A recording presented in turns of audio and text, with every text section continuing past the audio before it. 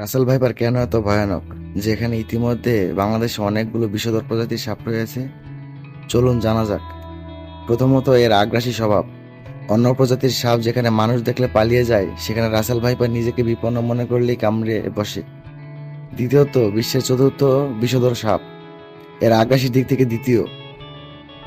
তৃতীয়ত, Russell viper ডিম না দিয়ে সরাসরি বাচ্চা প্রসব করে, যা দ্রুত বংশবৃদ্ধিতে ব্যাপক ভূমিকা রাখে। অবাক করা বিষয়, একটি রাসেল ভাইপার একসাথে 50 থেকে 80টি পর্যন্ত বাচ্চা দিতে সক্ষম। চতুর্থ, এর গায়ের রং, যাকে শুকনো পাতা বা যে কোনো স্থানে সহজেই লুকিয়ে থাকতে সাহায্য করে, যা আরো বেশি হুমকির কারণ। পঞ্চম, রাসেল ভাইপার বহন করে হেমোটক্সিক বিষ, যা নিমিষে ক্ষতস্থানে পচন ধরিয়ে দিতে পারে। বাংলাদেশে যেসব সাপ দেখা যায় সেগুলোর মধ্যে এটি সবচেয়ে বিষাক্ত। এই সাপের কামড়ে শরীরের দংশিত অংশে বিষ ছড়িয়ে অঙ্গহানি, ক্রমাগত রক্তপাত, রক্ত জমাট বাঁধা, স্নায়ু বৈকল্য, চোখ ভারী হয়ে যাওয়া, পক্ষাঘাত, কিডনির ক্ষতি সহ বিভিন্ন রকম শারীরিক উপসর্গ দেখা দিতে পারে।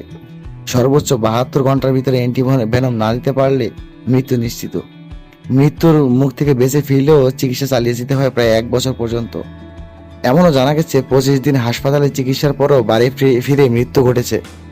তাছাড়া এর অন্যতম আরেকটি কারণ হচ্ছে, বাচ্চা প্রসবকালে এটি কিছুটা লোকালয়ের কাছাকাছি অবস্থান করতে দেখা যায়, যা আরো বেশি হুমকির কারণ হয়ে দাঁড়ায়।